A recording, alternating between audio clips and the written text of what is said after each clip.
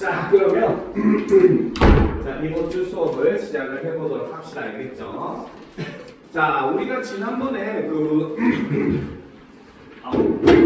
공기가 안 좋아서 그냥 보기 작살이 나고 있는 상황이죠.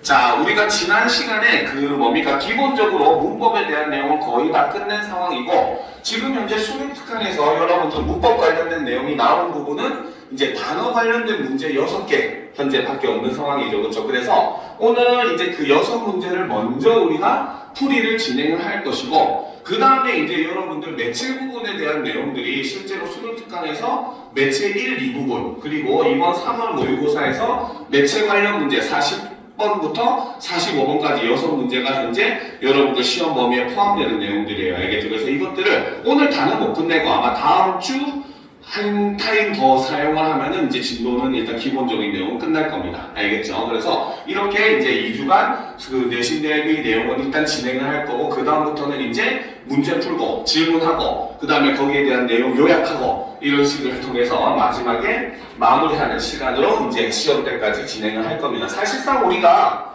지금 여러분들 이제 시험 대비가 한 2주 정도밖에 안 남았어요. 그치? 자, 그렇기 때문에 여러분들이 이제 그 부분에 대해서 이제 조금은 더 긴장을 하고 준비를 해 주셔야 됩니다. 알겠죠? 아, 그리고 혹시 여러분들 뭡니까? 토요일날 10시에 수업 가능합니까?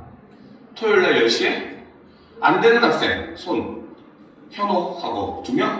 아, 왜냐면은 여러분들 시험 바로 직전주 있잖아요. 18일, 19일 날이 토요일, 일요일이고 20일부터 시험이잖아요. 그렇죠? 근데 여러분들 직전주 수업은 진행을 들어갈 거예요. 알겠죠? 근데 그래서 가능하면은 토요일 아침 10시에 하는 수업에 여러분들도 어차피 합쳐도 20명이 좀 안 되기 때문에 엄매반 둘을 합쳐가지고 토요일날 차라리 진행을 해버리면은 여러분들이 나머지 이제 토요일 오후랑 일요일까지는 월요일날이 또 여러분들 수학시험이더라고요, 보니까. 그죠? 그래서 그거를 대비할 수 있는 시간을 조금 더 줄 수 있지 않을까라고 해서 시간을 옮길 수 있으면은 가능하면 좀 옮겨가지고 이제 핵심적인 내용 좀 정리하고 하는 방향으로 진행을 할까 고민을 하고 있는데, 지금 2명의 시간이 안 된다고 하니, 그죠? 우리가 이거는 조금 고민을 더 해봐야 될 것 같기는 해요. 알겠습니까? 그래서 이것도 우리가 조금 고민을 해볼 거고, 자, 그 다음에 이제 우리 엄매 시험이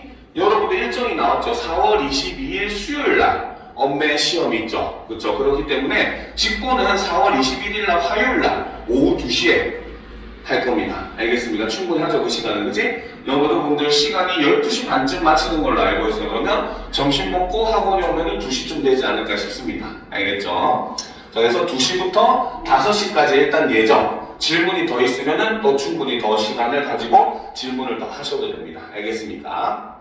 자, 그래서 일단 오늘 이후부터 일정은 이런 식으로 일단 진행이 될 거라는 걸 미리 여러분들한테 이제 공지를 해드리고, 자, 그러면서 이제 오늘 이제 본격적으로 언어 부분, 단어 부분에 대한 문제 풀이를 같이 진행을 해보도록 하겠습니다. 다들 준비됐죠? 그렇죠? 자, 그러면 수능 특강 페이지 60페이지부터 이제 한번 살펴보도록 합시다. 단어 1번 보도록 합시다.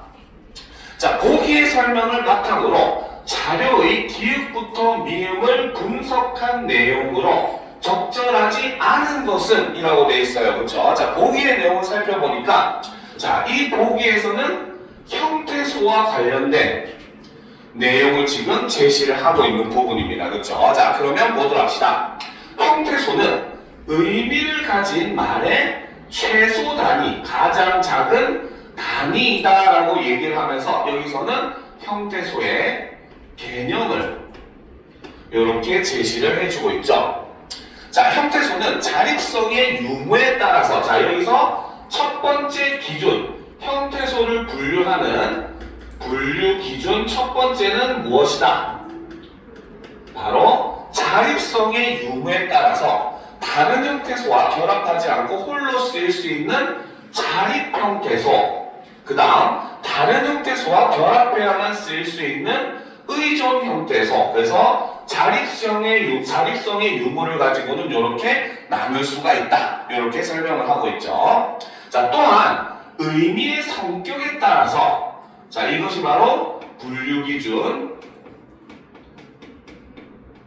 두 번째가 되겠죠. 그래서 의미의 성격에 따라서는 실질적 의미를 나타내는 실질 형태소와 그쵸? 그 다음에 문법적 의미를 나타내는 형식 형태소로 분류를 할 수가 있다. 자, 이렇게 얘기해놨어요. 그래서 핵심적으로 보게 되면은 자, 형태소를 분류를 할 때, 그쵸? 분류를 할 때, 첫 번째 기준은 자립성을 가지고 우리가 분류를 할 수 있고, 자립성을 기준으로 나누었을 때는 자립 형태소와 그 다음에 의존 형태소로 나눌 수가 있다. 그쵸? 자, 그 다음에 두 번째, 의미에 따라서 나누게 되면은 실질적인 의미를 가지고 있는 실질 형태소와 그쵸? 문법적인 의미를 나타내는 형식 형태소로 나눌 수 있다. 자, 일단 이렇게 구분을 해놨어요. 그쵸? 자, 그런데 자, 쌤님하고 수업을 들었던 학생들 다 기억을 할 겁니다. 형태소 분류는 쌤님이 차라리 품사로 하는 게 가장 확실하다라고 얘기를 했어요. 그쵸? 자, 그렇기 때문에 자립 형태소에 해당하는 것은 바로 뭐다? 명사, 대명사, 수사, 관형사, 부사, 감탄사 요렇게가 자립 형태소에 해당한다 라고 얘기를 했어요. 그쵸? 자, 그 다음에 의존 형태소에 해당하는 것은 바로 뭐다?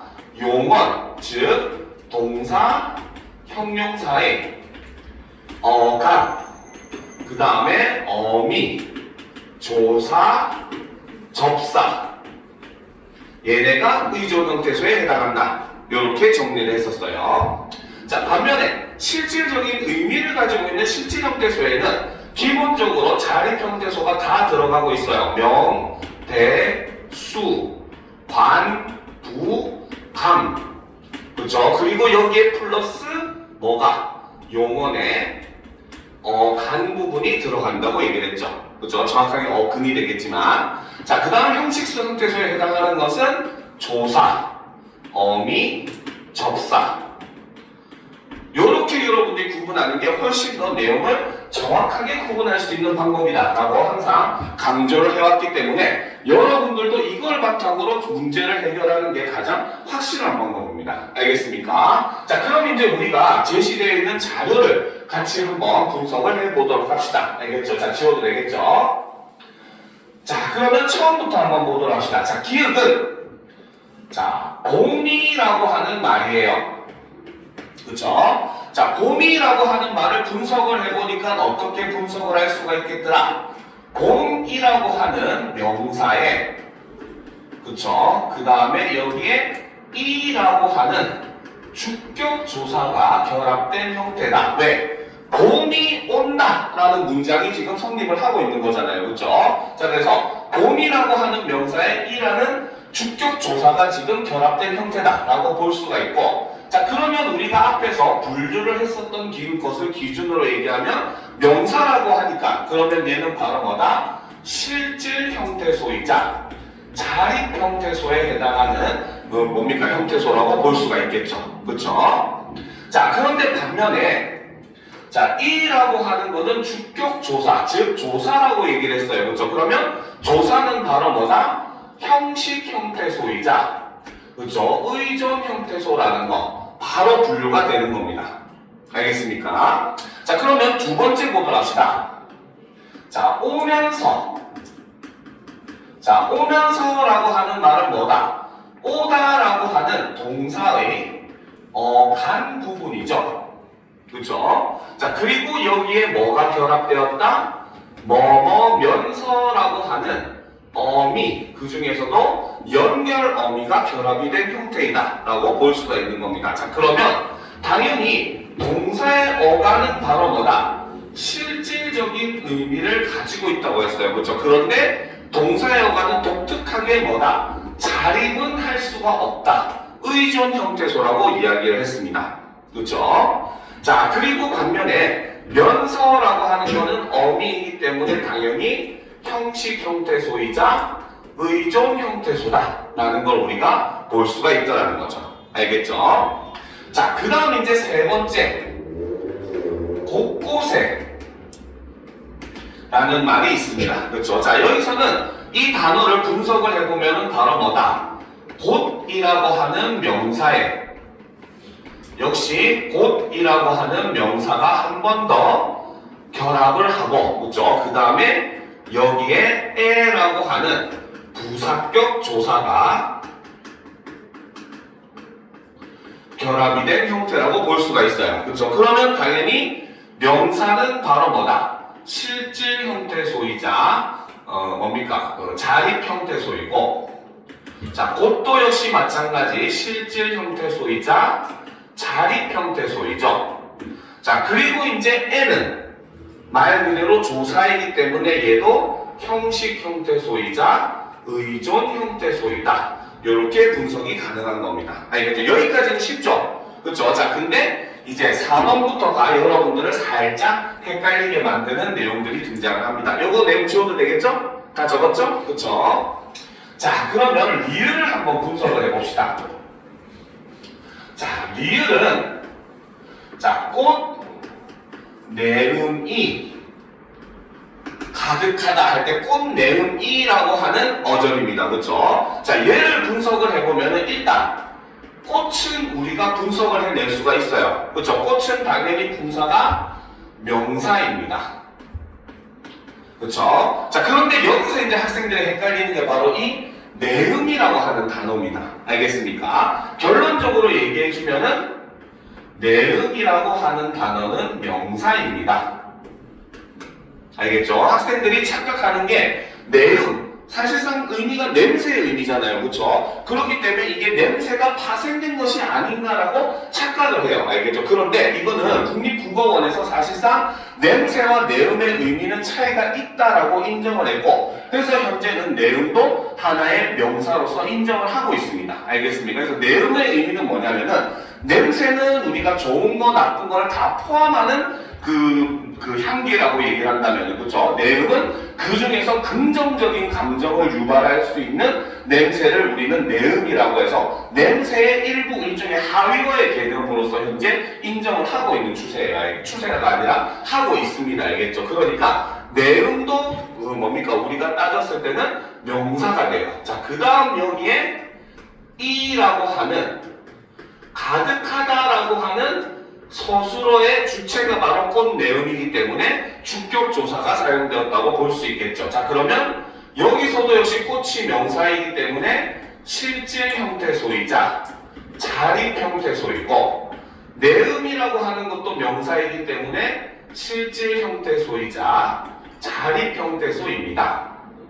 자, 그리고 이제 이는 당연히 조사이기 때문에 형식 형태소이자 의존 형태소라고 볼 수가 있겠죠. 그렇죠? 자, 그 다음 이제 미음. 여러분들을 헷갈리게 만드는 거죠. 그렇죠? 자, 가득하다. 자, 가득하다는 일단 무엇으로 나눌 수 있느냐? 가득으로 나눌 수 있어요. 가득은 품사가 뭘까요? 가득. 우리가 가득은 문제에서 어떻게 써? 물이 잔에 가득 찼다. 그죠? 가득 담았다. 이런 식에서 서술어 앞에 쓰여서 서술어를 꾸며주는 형태로 쓰이고 있죠. 그죠? 그죠? 그러니까 가득은 부사입니다. 알겠습니까? 자, 그리고 여기에 붙은 게 사실 요 하다가 학생들이 많이 헷갈려 하는데 요거는 외워주세요. 하라고 하는 것은 접사입니다. 알겠죠? 그 중에서도 이 하라는 접사는 바로 뭐냐면 바로 용언 파생 접사다. 요렇게 얘기를 해요. 그래서 하다라고 하는 말은 용언이 아닌 낱말을 용언으로 만들어주는 역할을 하는 게 하다입니다. 그래서 우리가 공부라고 하는 명사에 하다를 붙이면 공부하다라는 동사가 돼요. 그렇죠? 건강이라는 명사에 하다를 붙이면 건강하다는 형용사가 됩니다. 알겠죠? 마찬가지로 여기도 가득이라고 하는 부사에다가 하다가 붙으니까 가득하다라는 형용사가 되더라는 거죠. 알겠습니까? 그래서 얘는 용언을 파생시키는 접사라고 보시면 되고, 그리고 여기에 마지막에 다라고 하는 종결 어미가 결합을 한 이런 모습을 볼 수가 있겠죠. 자, 그러면 당연히 가득이라고 하는 것은 부사이기 때문에 바로 뭐다? 실질 형태 소이자 자립 형태 소이고, 그렇죠? 자, 반면에 한은 접사라고 했죠, 그렇죠? 접사기 때문에 얘는 바로 뭐다? 사실 형식 형태 소이자 의존 형태소가 되는 겁니다. 그렇죠? 그리고 어미도 역시 마찬가지 형식 형태소이자 의존 형태소가 되는 거죠. 알겠습니까? 그러면 정답은 몇 번이다? 몇 번이다? 밑에 선지를 보면 정답은 몇 번이겠습니까? 몇 번? 왜 대답이 없지? 그쵸? 정답은 4번이 틀렸죠. 그쵸? 리을에는 뭐다? 꽃 내음이에는 자립 형태소가 2개, 의존 형태소가 1개가 있죠. 그죠? 그지? 자, 그래서 이렇게 우리가 볼 수가 있더라는 거죠. 자, 그래서 이런 유형의 문제는 늘 강조하지만 객관식을 서술형으로 풀어내는 게 훨씬 더 정확하게 풀 수 있는 말입니다. 알겠습니까? 자, 그러면 두 번째 문제로 넘어가 보도록 합시다. 자, 보기를 바탕으로 국어의 단어의 구조를 분석한 내용으로 적절하지 않은 것을 골라라고 되어 있어요. 그쵸? 자, 그러면 보도록 합시다. 자, 어근이라고 하는 것은, 자, 기역이 어근이네요. 얘는 바로 뭐다? 단어의 실질적인 의미를 나타내는 부분이다. 그래서 어근은 이꼴 뭘로 봐라? 실질 형태소로 보아라. 라고 저번에 수업 시간에도 얘기를 해줬어요. 알겠습니까? 자, 반면에 접사라고 하는 것은 바로 뭐다? 어근에 붙어서 어근에 특정한 의미를 더해주거나 문법적 기능을 덧붙이는 부분이다. 자, 이게 바로 접사의 의미라는 거죠. 자, 이때 파생접사 중에서는 어근의 앞에 붙는 게 바로 파생접두사, 그 다음에 뒤에 붙는 것을 파생전미사라고 한다라는 거죠. 즉, 이 말은 솔직히 말해서 진짜 쉬운 문제거든요. 근데 이거를 괜히 기역, 니은, 디귿을 이용해서 여러분들 헷갈리게 만들어 놓은 겁니다. 여기. 그러면 여러분들은 간단하게만 생각하면 돼요. 기역은 어근, 니은은 접두사, 디귿은 전미사. 이렇게 보면 되겠죠. 그쵸? 자, 그럼 이제 단어를 하나하나 분석을 해보도록 합시다. 알겠죠? 자, 1번 단어.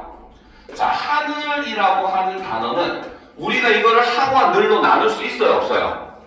없죠. 그쵸? 하늘을 하와 늘로 나눠버리면 하늘이라는 어미를 상실하게 됩니다. 그쵸? 그렇기 때문에 얘는 하늘이라고 하는 것 자체가 한 개의 어근인 것이고, 그렇기 때문에 하늘은 바로 뭐다?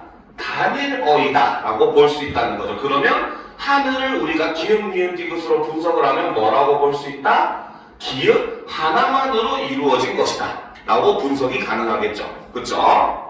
자, 두 번째 단어 논밭을 보도록 합시다. 자, 논밭이라고 하는 단어는 논 더하기 밭이 합쳐진 말입니다. 그쵸? 의미는 뭡니까? 논밭 하면 무슨 뜻이야? 논밭. 말 그대로 논과 밭이 되잖아요. 그렇죠? 그렇기 때문에 얘는 합성어 중에서도 대등 합성어이자 명사 더하기 명사로 이루어졌기 때문에 통사적 합성어다 라고 볼 수가 있더라는 거죠. 그렇죠? 그러면 얘를 우리는 방금 기역, 니은, 디귿으로 분석을 하면 어떻게? 기역 더하기 기역의 형태가 된다는 거죠. 알겠습니까? 자, 그 다음 3번을 보도록 합시다. 자, 울보. 여기에 울보 있습니까? 여기 있는 학생들이 전부 다 싹티야? 그죠? 자, 울보라는 단어가 있죠. 그렇죠? 자, 여기서 보면은 자, 울다라는 단어가 있어요. 그치? 울다는 바로 뭡니까? 동사의 어근이라고 볼 수가 있겠죠. 그쵸? 자, 그런데 이제 사실 우리가 두 번째 보는 게 중요해요. 자, 여기서 지금 보라고 하는 낱말이 하고 있는 역할은 뭐다? 물론 특별한 의미도 있어요. 보라는 말을 쓰면 뭐다? 무언가를 일종의 뭡니까? 잘하는 사람을 약간 비하하는 말이라고 하는 사람을 나타낸다는 의미가 존재를 하긴 합니다. 알겠죠? 그런데 이 보가 지금 하고 있는 역할을 보니까 어때요? 동사를 보가 붙였더니 명사가 돼버렸잖아요. 그렇죠? 그죠? 그러면 얘는 그 부분의 능력을 더욱더 크게 봅니다. 그래서 지배적과 한정적의 능력이 동시에 있을 경우에는 무조건 지배적 접사로 봅니다. 알겠습니까? 그래서 보라고 하는 것은 바로 뭐다? 명사, 파생, 전미사라고 보셔야 돼요. 알겠습니까? 명사로 만들어주는, 요거를 명사로 만들어주는 전미사다라고 볼 수가 있겠죠. 그러면 울보를 분석하면 어떻게? 기역 더하기 디귿으로 분석을 할 수가 있다는 거죠. 알겠습니까? 자, 그 다음 이제 네 번째. 그쵸? 자, 코웃음. 자, 코웃음이라고 하는 단어는 뭐다? 바로 코와, 일단, 코는 명사죠. 그쵸? 자, 여기에 플러스 웃다. 그쵸? 웃다라고 하는 것은 동사의 근에 해당하는 부분입니다. 그쵸? 자, 그리고 여기에 마지막에 붙은 게 바로 뭐다? 이라고 하는 것은 명사 파생 전미사가 됩니다. 그쵸? 자, 그러면 지금 얘를 우리가 분석을 하면은, 자, 일단 크게는 코와 웃음으로 크게 분류를 할 수가 있겠죠. 그쵸? 그리고 이 웃음은 다시 웃다와 음으로 분류가 되죠. 그쵸? 그러면 얘를 표시할 때 어떻게 해야 되느냐? 기역 더하기, 괄호 열고 기역 더하기 디귿, 요렇게 표시를 해야 되는 거죠. 왜? 얘가 1차로 일어나고 그 다음에 앞에 말과 합쳐진 상황이니까. 무슨 말인지 알겠죠? 우리가 이런 거를 직접 구성 성분이라고 얘기를 해요. 직접 구성 성분은 낱말을 일단 직접적으로 어떻게 나눌 수 있는가라고 봤을 때 얘는 직접 구성 성분으로 나누면 코와 웃음으로 나눠진다는 거죠. 그렇죠? 그러니까 크게 이렇게 두 개로 보는 겁니다. 알겠죠? 그리고 웃음은 다시 또 이렇게 나눠질 수 있으니까 괄호로 표시를 하는 거예요. 알겠습니까? 자, 그래서 이제 4번 같은 경우는 기역 더하기 디귿이다. 이런 형태가 되겠죠. 자, 5번을 보도록 합시다. 자, 5번은 짓밟히다 라는 낱말이 있죠. 그렇죠? 얘를 일단 분석을 하면 첫째, 짓이라고 하는 거는 접두사입니다. 자, 저번에 수업 시간에도 얘기했죠. 접두사는 99.9% 낱말에 특별한 의미를 더해주는 접사다 라고 얘기를 했습니다. 그렇죠? 한정적 접사라고 얘기를 했어요. 자, 그래서 짓이라고 하는 접두사가 붙고, 자, 그 다음 밟히다에서 어근은 뭐겠습니까? 어근. 밟히다의 어근은 뭐겠어요? 얘는 분석을 하면 밟다가 바로 동사의 어근입니다. 알겠죠? 자, 그러면 여기에 이제 다시 뭐가 붙었다? 희가 붙었죠. 자, 밟다와 밟히다 무슨 차이가 있습니까? 밟다와 밟히다 의미가 무슨 차이가 있어요? 밟다는 내가 직접 하는 거고, 밟히다는 무슨 뜻이야? 뭐 당하고 싶다고? 그렇지? 다른 거야? 밟는 행위를 당하는 거죠. 그렇죠? 그런 취미가 있는지 몰랐어요. 자, 그래서 여기서 희라고 하는 것은 바로 무엇이다? 바로 피동의 의미를 가지는 전미사입니다. 주체가 행위를 당하는 거죠. 그렇죠? 그리고 이제 마지막에 여기 다, 어미가 결합된 형태죠. 자, 근데 이 문제에서는 어미는 일단 요구하지 않았어요. 그렇죠? 자, 그렇기 때문에 얘를 우리가 분석을 해보면 어떻게?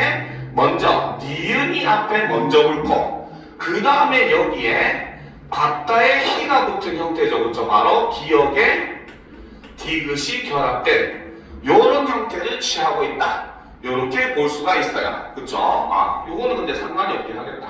요거는 요렇게 보셔도 되기는 해요. 짓밟다가 짓밟히다라고 해도 되고, 밟히다가 짓밟히다라고 해도 되고, 솔직히 얘는 요렇게구나,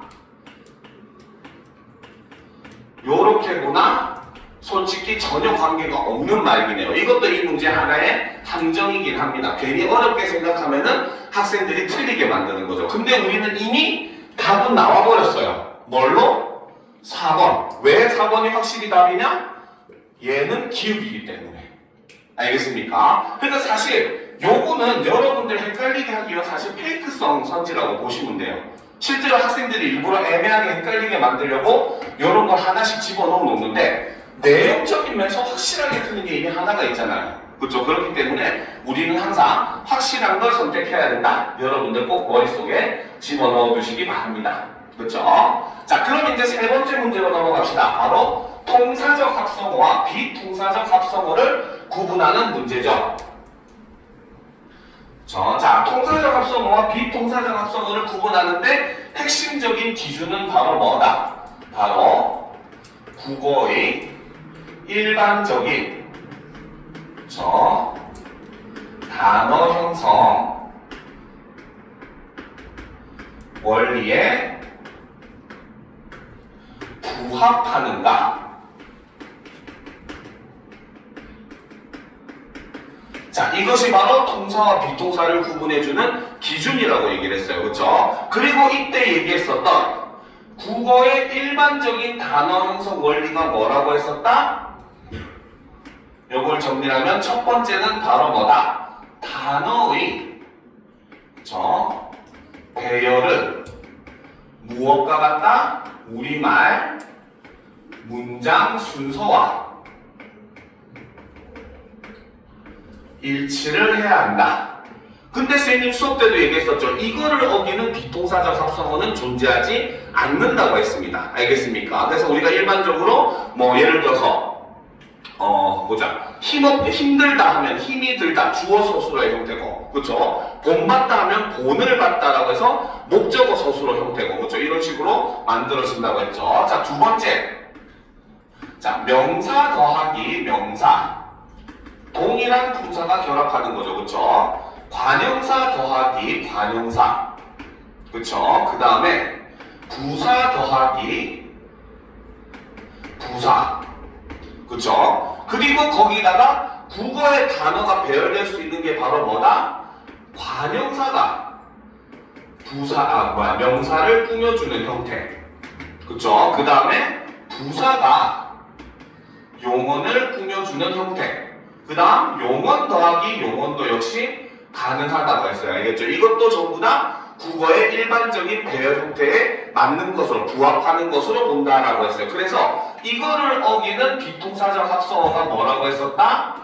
부슬이라고 하는 부사에 비라고 하는 명사가 합쳐지는 부슬비 같은 경우가 비통사라고 얘기를 했었죠. 그와 유사한 게 산들바람, 산들이라는 부사에 바람이라고 하는 명사가 합쳐지는 이런 형태도 비통사다. 이렇게 얘기를 했습니다. 그렇죠? 자, 그런데 이제 사실 제일 중요한 건 선생님이 세 번째라고 했어요. 그렇죠? 바로 뭐다? 용언 더하기 다른 어근의 형태일 때, 그렇죠? 반드시 이 경우는 바로 뭐다?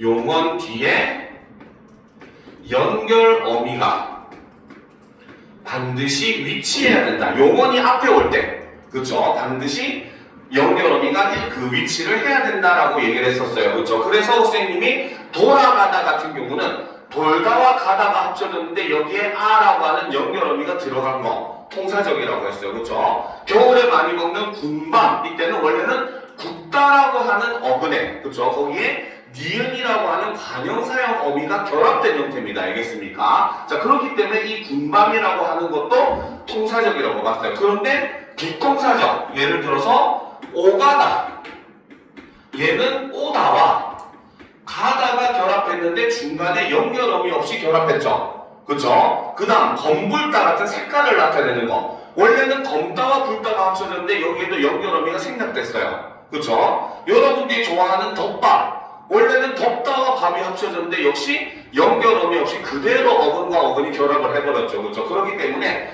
이런 경우는 전부 다 비통사적이라고 얘기를 했습니다. 그래서 이런 핵심만 알고 있으면 여러분들이 통사와 비통사를 구분하는 건 정말 쉬운 문제예요. 알겠습니까? 자, 그러면 이제 우리는 보기를 한번 분석을 해보도록 합시다. 알겠죠? 자, 첫 번째 1번 보기, 바로 겨울잠이죠. 자, 겨울잠은 무엇과 무엇이 합쳐졌습니까? 일단 직접 구성분으로 나누면 겨울과 잠, 그쵸? 겨울잠은 일단 나누면은 겨울이라고 하는 명사에, 그쵸? 잠이라고 하는, 자, 일단 논란이 있겠지만 명사가 결합된 형태입니다. 네, 빨리 갔다 오세요. 자, 명사가 결합된 형태입니다. 알겠죠? 자, 그런데 여기서 우리가 한 단계 더 나아가서 잠이라고 하는 낱말을 분석을 해보도록 합시다. 알겠죠? 잠이라고 하는 낱말은 뭐다? 어근인 자다. 용언의 어근이죠. 그렇죠? 동사 어근이죠. 그렇죠? 자다에 뭐가 붙었다? 미음이 붙은 형태입니다. 그렇죠? 그런데 겨울잠 해버리면은 하나의 그냥 명사로서 기능을 하고 여기서는 자다의 의미가 없어져 버렸잖아요. 그렇죠? 서술성이 사라졌어요. 그렇죠? 그러니까 여기에 있는 미음은 바로 뭐다? 명사, 파생, 전미사이다. 요렇게 볼 수 있다는 거죠. 그렇죠? 왜 필기들을 안 하지? 그렇지? 자, 그러니까 지금 이 경우는 어쨌든 크게 봤을 때 명사 더하기 명사의 형태를 띠고 있기 때문에 얘는 바로 뭐다? 통사적이라고 볼 수가 있고, 그러니까 기역에 해당하는 말이 된다는 거죠. 알겠습니까? 자, 그 다음 두 번째. 자, 뜬 소문은, 그쵸? 자, 어떻게 나눌 수가 있느냐? 기본적으로 먼저 뜨다 라고 하는 동사 어간이 여기에 사용이 되었죠. 그렇죠? 그리고 그 다음에 뭐가 붙었다? 니은이라고 하는 관형사형 어미가 결합된 형태예요. 그렇죠? 그리고 여기에 뭐가 붙었다? 소문이라고 하는 명사가 결합을 했죠. 그렇죠? 자, 그렇기 때문에 용언의 어간과 다음 어간 사이에 연결해주는 연결 어미가 존재를 하고 있죠. 그쵸? 그렇기 때문에 니은도 역시 바로 뭐다? 통사적이라고 볼 수가 있고, 그러면 기역에 해당하는 예이다 라고 우리가 판단이 가능하다는 거겠죠. 무슨 말인지 알겠습니까? 자, 그 다음 3번을 보도록 합시다. 자, 쌤이 아까 든 예네요. 그쵸? 여러분들이 좋아하는 덮밥. 그쵸? 왜요? 덮밥 싫어해요? 그치? 자, 덮밥이라는 단어를 보게 되면, 자, 여기서도 지금 덮다라고 하는 동사의 어근이 사용이 되고 있습니다. 그쵸? 자, 그리고 여기에 다이렉트로 바로 뭐다? 밥이라고 하는 명사가 지금 결합이 되고 있어요. 즉, 여기서는 바로 뭐다? 동사가 다른 말과 결합하는데 그 사이에 연결해주는 연결 어미가 존재를 하지 않더라는 거죠. 그럼 얘를 통사적으로 바꾸면 원래 어떻게 돼야 돼? 덮은 밥 이런 식으로 돼야 되겠죠. 그렇죠? 그렇기 때문에 이 경우는 바로 뭐다? 비통사적이라고 볼 수가 있겠고, 얘는 니은의 예이다 라고 우리가 분석이 가능하다는 거죠. 알겠습니까? 이해가 되죠? 자, 여기까지 다 썼습니까? 지워도 되겠죠? 자, 그러면 네 번째 보도록 합시다. 갈림길. 자,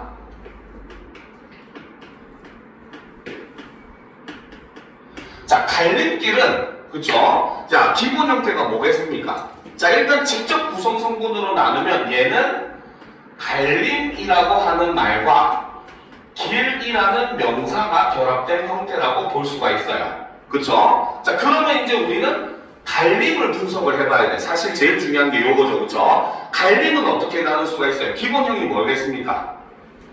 기본형이 갈리다. 그쵸? 나뉘어지는 걸 우리는 갈리다라고 얘기를 하잖아요. 그쵸? 갈림길도 뭐야? 길이 한 개로 가다가 나누어지는 길을 우리는 갈림길이라고 얘기하잖아요. 그쵸? 그러니까 얘는 기본형이 갈리다라고 하는 것이 동사 어간으로 지금 사용이 되었고, 그쵸? 그 다음에 여기에 뭐가 붙었다?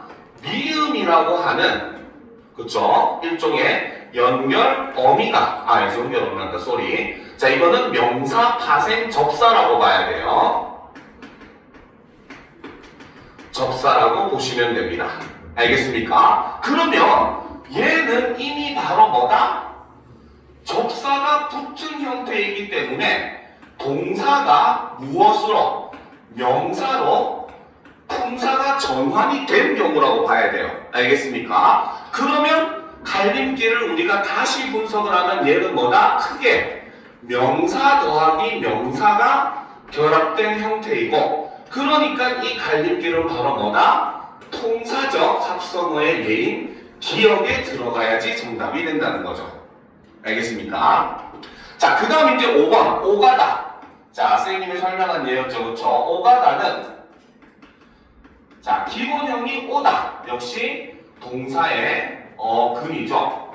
그 다음 여기에 가다라고 하는 동사의 어근이 결합된 형태고, 마지막에 다라고 하는 어미가, 종결 어미가 결합된 형태죠. 자, 근데 여기서도 역시 마찬가지 동사 어근이 다른 것과 결합을 할 때 연결해주는 연결 어미가 존재하지 않더라는 겁니다. 알겠죠? 그러니까 오가다 같은 경우도 역시 어떻게? 비통사적인 합성어의 예이고, 그래서 얘는 니은으로 넣는 게 맞다라는 거죠. 그러니까 정답은 몇 번? 정답은 4번이 되겠죠. 얘는 니은이 아니라 어디로 들어가야 된다?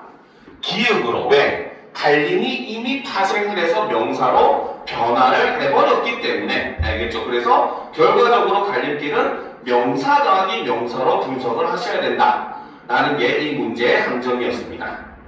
알겠죠? 자, 그러면 두 번째, 자 64페이지로 넘어갑시다. 자 64페이지 1번 문제. 자, 보도록 합시다. 자, 요거는 이제 단어의 그 활용과 관련된 건데, 이제 르 불규칙에 대한 내용이에요. 알겠죠? 자, 보도록 합시다. 자, 이름이 분리다에서 분리다에 결합한 접사는 무엇일까? 라는 거죠. 그쵸? 자, 이에 대한 답을 찾기 위해서는 일단 이 단어의 어근이 무엇인지를 파악해야 됩니다. 알겠죠? 자, 그럼 분리다의 어근은 뭐겠어? 기본형은 분리다. 그치? 기본형은 부르다에서 온 말이라는 걸 알 수 있겠죠. 그쵸? 그러면 분리다라고 하는 것은 바로 무엇이다? 기본형이 부르다 할 때 부르, 이게 동사의 어근이라고 볼 수가 있습니다. 그쵸? 자, 여기서 이제 그 부르입니다. 분리다의 어근에 해당하는 말이 어간으로서 활용을 할 때 모음으로 시작하는 어미 어가 붙으면 어간에 의가 탈락하고 리을이 덧붙어서 뭐가 된다? 부르에다가 우리가 어를 붙이게 되면, 어미 어를 붙이게 되면 얘가 활용을 어떻게 하냐면 얘는 불러가 됩니다. 알겠습니까? 자, 그러면 얘의 형태를 살펴보니까 어때? 여기에 의가 어떻게? 의가 탈락을 해버리죠. 그쵸? 그래서 리을이 어떻게? 앞말의 종속으로 이렇게 오게 됩니다. 알겠습니까? 자, 그리고 이제 또 중요한 건 여기에 뭐다? 어떤 리을이 첨가가 돼요. 그래서 불러가 되는 거죠. 알겠습니까? 자, 그래서 이런 현상이 지금 일어나고 있다는 거죠. 그렇죠? 그래서 이러면 의가 탈락하고 리을이 덧붙어서 불러가 된다는 거죠. 그래서 이와 마찬가지로 분리다의 파생 과정도 어근에 모음으로 시작하는 접사 무엇이 붙었을 때 원래는 부르에다가 동사 어근에 무엇이 붙었다? 사실은 이가 접사로 결합을 했다. 왜? 여기 나와 있잖아요.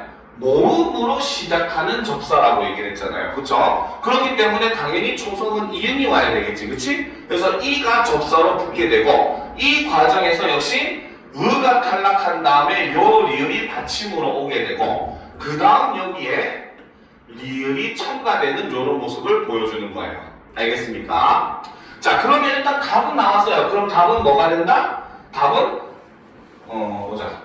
불러, 이. 그쵸? 그쵸? 3번이 되겠네요. 그치? 자, 그런데 여기서 이제 우리가 사실 알아야 될 거는 이게 아닙니다. 알겠죠? 여러분들이 알아야 될 거는 바로 자, 동사의 불규칙 활용에 대해서 알아야 되는데, 물론 우리의 동사도 불규칙적으로 활용하는 케이스가 너무 많아요.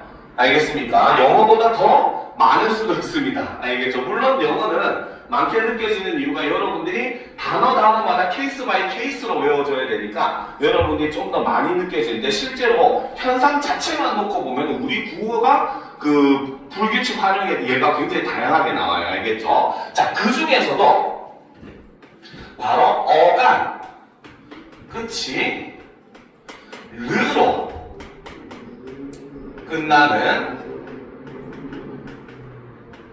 용언의 경우는 이것이 이제 활용을 하는 양상이 두 가지로 나눌 수가 있습니다. 알겠죠? 자, 첫 번째는, 그렇죠? 바로 의가 탈락을 한 후에 그 다음에 리을이 첨가가 되는 이러한 현상을 우리는 뭐라고 하느냐? 르 불규칙이라고 합니다. 알겠죠? 자, 그래서 우리가 예를 들면 다르다 같은 경우는 뭐가 된다? 다르에 아가 붙었는데 얘가 뭐가 된다? 달라가 되죠. 여기서도 보면 지금 의가 탈락하고 여기에 리을이 첨가되는 이런 모습을 보여주는 겁니다. 알겠습니까? 자, 그런데 두 번째, 자, 방금 얘기했듯이 두 번째는 아예 어미가, 그쵸? 어미, 어가 러로 변화를 하는 경우가 있어요. 이거는 러 불규칙이라고 합니다. 알겠죠? 그래서 예를 들면, 자, 우리가 푸르다라고 하는 낱말에 어가 붙게 되면 얘는 푸르는 그대로 있지만 어미만 뭘로? 어에서 러로 변화를 해서 붙게 됩니다. 알겠습니까? 그래서 이런 거는 우리는 러 불규칙이라고 이야기를 해요. 알겠습니까? 그래서 이 부분에서는 바로 이런 동사의 불규칙 활용을 활용한 문제다라고 볼 수가 있다는 거죠. 이해가 됩니까? 그래서 정답은 3번이 된다라는 것이죠. 그래서 이런 것들은 바로 뭐다? 단어가 형성되는데도 적용이 된다라고 볼 수가 있다는 겁니다. 알겠습니까? 자, 그러면 이제 보도록 합시다. 자, 다음 두 번째 문제 보도록 합시다. 자, 여기서는 이제 바로 합성어의 분류를 나왔어요. 자, 보기에서 기읍부터 디귿에 대한 이해로 적절하지 않은 것을 골라라 라는 거죠. 그쵸? 자, 합성어는 그치? 구성 요소들의 관계에 따라서 종속 합성어와 대등 합성어로 나뉠 수 있다. 자, 먼저 종속 합성어는 무엇이다? 바로 손수건처럼 한 요소가 다른 요소를 수식하는 등과 같이 두 요소 중 어느 한 요소가 다른 요소에 종속된 말입니다. 알겠습니까? 자, 그런데 자, 정확하게 얘기를 하면은 우리가 종속 합성어에 해당하는 거는, 그쵸? 해당하는 거는 종류가 몇 개가 있어요. 첫 번째는 여기서 방금 얘기했듯이 바로 뭐다? 한 어근이 다른 어근을 의미상 수식해 주는 것을 우리는 종속 합성어라고 얘기해요. 근데 이걸 또 중요하게 보는 이유가 우리가 의문 변동할 때도 얘기를 했었잖아요. 그쵸? 그 경음화 현상 중에도 첨가로 인한 경음화가 일어날 수 있는데 그게 요 현상 때문에 일어나는 경우도 있다. 그거는 첨가, 사이소리 현상으로 분류한다라고 수업 시간에 얘기를 했었어요. 알겠죠? 그래서 이런 것들 의미상 수식하는 경우도 있지만 두 번째는 아까 우리 통사적 합성어 할 때 한 얘기였어요. 알겠죠? 바로 뭐다? 문장, 성분의, 그쵸? 배열 순서를 따르는 것도 역시 종속 합성어로 봅니다. 주어 다음에 서술어가 오는 게 당연한 거예요. 그쵸? 그러니까 바로 뭐다? 주어 뒤에 서술어가 오는 것은 서술어는 주어에 따라가는 현상이다라고 볼 수 있습니다. 그렇기 때문에 예를 들어서 우리가 아까 얘기했듯이 힘들다. 고3 때나 힘들죠? 자, 힘들다 같은 경우는 바로 뭐다? 원래는 힘이 들다라는 말이 합성이 된 말이고, 그쵸? 그럼 이거는 이 두 개의 순서를 바꿀 수가 있습니까? 없습니까? 얘는 아예 위치를 바꿀 수가 없는 거죠. 그쵸? 주어 다음에 서술어가 오는 게 기본적인 문장의 구성 순서이기 때문에 이 구성 순서를 따르는 것도 우리는 종속합성어라고 봅니다. 즉 어느 한 요소가 다른 요소에 종속된 말이라는 걸로 본다는 거죠. 알겠습니까? 그래서 이런 관계가 성립하는 것을 사실 우리는 모두 종속합성어로 분류를 합니다. 알겠습니까? 자, 그런데 반면에 대등합성어는 뭐다? 자, 바로 논밭처럼 두 요소가 대등한 관계를 이룰 때 우리는 대등합성어라고 한다는 거죠. 자, 아까도 얘기했지만 논과 밭의 의미는 뭐야?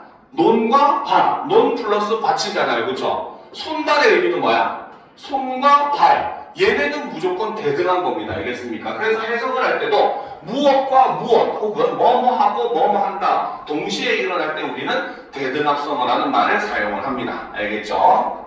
자, 그런데 이제 반면에 융합합성어라고 하는 것은 바로 뭐다? 미안한 마음이 쥐꼬리만큼도 안 드니 쥐꼬리와 같이 바로 뭐다?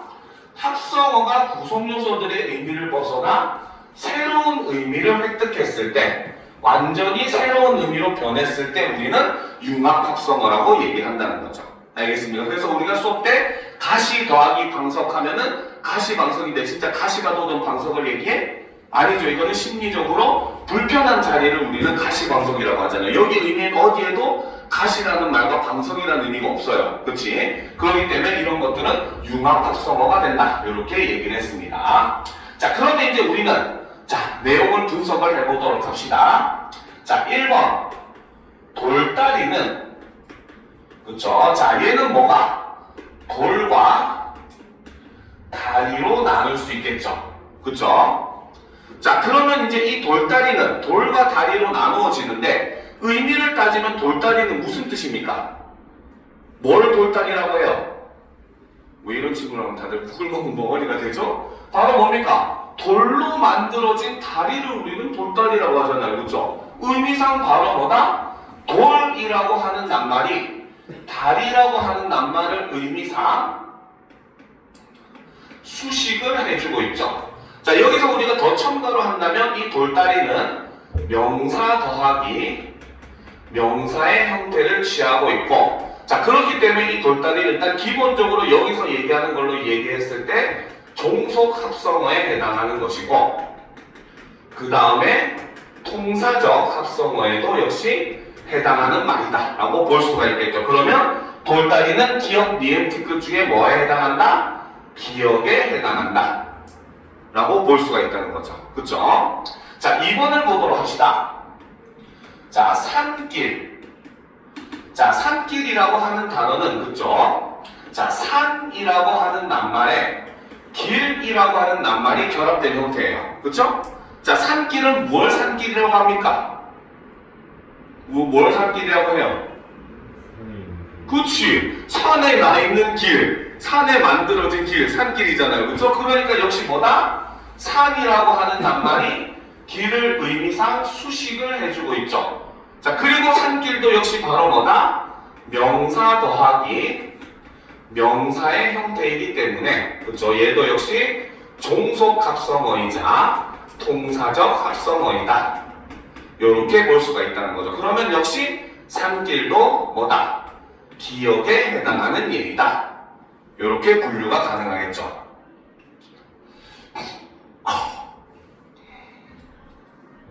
됐습니까? 자, 됐죠? 됐죠? 그렇지? 자, 그 다음에 또 3번을 이제 분석을 해보도록 합시다. 자, 요게 이제 학생들이 조금 헷갈릴 거예요. 그렇죠? 자, 3번을 보게 되면, 자, 3번은 쌀아기문. 자, 요렇게 돼 있죠. 그렇죠? 얘는 일단 직접 구성 성분으로 나누면 쌀아기에 누누이 결합된 형태로 볼 수가 있습니다. 쌀아기가 뭘까? 쌀아기. 쌀아기. 굉장히 작은 그 뭐라고 해야 되지? 나다를 우리는 쌀아기라고 해요. 알겠습니까? 얘도 사실 고유어 명사입니다. 여러분들이 잘 안 쓰는 단어라서 어색하니까 헷갈릴 수밖에 없는 거예요. 알겠죠? 이거는 나달같이 조그마한 그런 것 입자를 우리는 쌀아기라고 얘기를 합니다. 알겠습니까? 그러면 얘도 역시 바로 뭐다? 명사와 명사가 결합된 형태이고, 그렇죠? 명사 더하기 명사죠. 자, 그리고 의미도 보면은 쌀아기 눈은 무슨 뜻이야? 눈은 눈인데 어때? 나달같이 조그만한 눈을 얘기해 쌀아기 눈이라고 얘기를 하겠죠. 그쵸? 그지? 그래서 나달같이 팔팔 날리는 조그만한 눈을 우리는 쌀아기 눈, 잘 뭉쳐지지 않는 그 눈을 쌀아기 눈이라고 얘기를 합니다. 그러면 역시 의미상으로 쌀아기가 눈을 꾸며주는 형태라고 볼 수가 있겠죠. 그쵸? 그러니까 이 경우도 역시 바로 뭐다? 종속 합성어이고 통사적 합성어로 볼 수가 있겠죠. 그러면 얘도 기억에 해당한다. 자, 그 다음 4번. 눈비는 뭐야? 눈비가 내렸다. 무슨 뜻이야? 무슨 뜻입니까? 눈비가 내렸다. 이게 우리나라의 문해력이 지금 현실이란 말입니까? 눈비가 뭡니까? 쉽게 말하면 눈과 비가 섞여서 내리는 걸 눈비라고 해요. 그냥 말 그대로 눈과 비입니다. 알겠습니까? 그러면 이렇게 해석을 하게 되면 얘는 눈 더하기 비.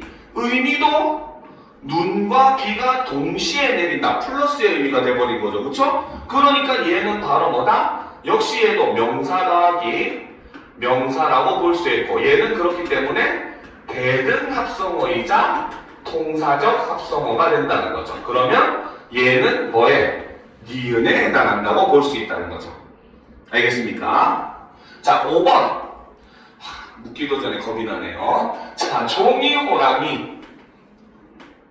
자, 종이 호랑이는 역시 종이라고 하는 말과 호랑이라고 하는 말이 결합되어 있어요. 역시 명사 더하기 명사의 의미로 볼 수가 있습니다. 자, 그죠? 근데 묻기 전에 겁나죠? 종이 호랑이가 무슨 뜻입니까? 무슨 뜻이에요, 종이 호랑이? 무슨 뜻이야?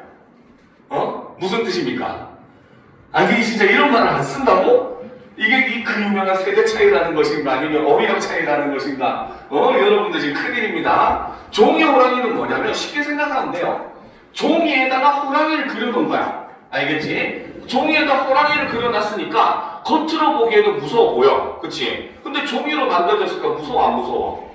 안 무섭죠. 그쵸? 그러니까 종이 호랑이는 바로 뭐다? 얘는 무서워 보이지만 그쵸? 보이지만 실제로는 무섭지 않은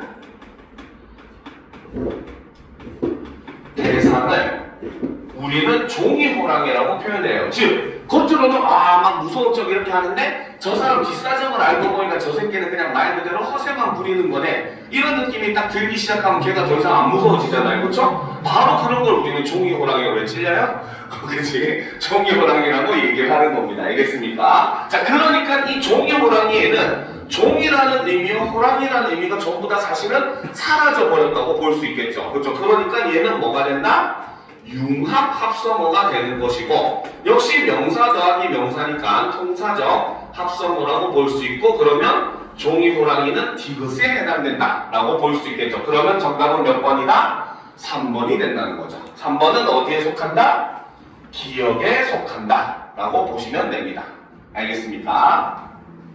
자, 그러면 이제 우리가 또 다음 문제로 넘어갑시다. 자, 요것도 그냥 서술형으로 풀어내면 정말 쉽게 풀어낼 수 있는 문제입니다. 자, 봅시다. 자, 보기의 기억을 분석한 내용으로 적절한 것은 이라고 되어 있어요. 그쵸? 자, 그러면 보도록 합시다. 자, 얽매일까요? 자, 얘를 이제 우리가 분석을 해보도록 합시다. 알겠습니까? 자, 얘를 일단 어떻게 나눌 수가 있을까요? 어떻게 나눌 수가 있을까? 어떻게 나눌 수가 있을까? 자, 얘는 내시니까 일단 이런 거는 조금 외워주긴 해야 돼요. 복잡하긴 해요. 알겠죠? 자, 기본 형태가 먼저 없다. 바로 동사의 어근이죠. 그죠? 없다. 그치? 그죠? 그 다음 여기에 뭐가 결합되어 있다? 매다 라고 하는 역시 동사의 어근이 결합했습니다. 알겠습니까? 자, 그러면 얽매이다라고 얘기했잖아요. 그렇죠? 그러면 여기서 이미 바로 뭐다? 얘는 비통사적 합성어의 모습을 보여주고 있죠. 그렇죠? 왜? 여기에 연결 어미가 생략이 돼 있으니까. 알겠습니까? 자, 그 다음 매다하고 매이다하고 무슨 차이입니까? 매이다.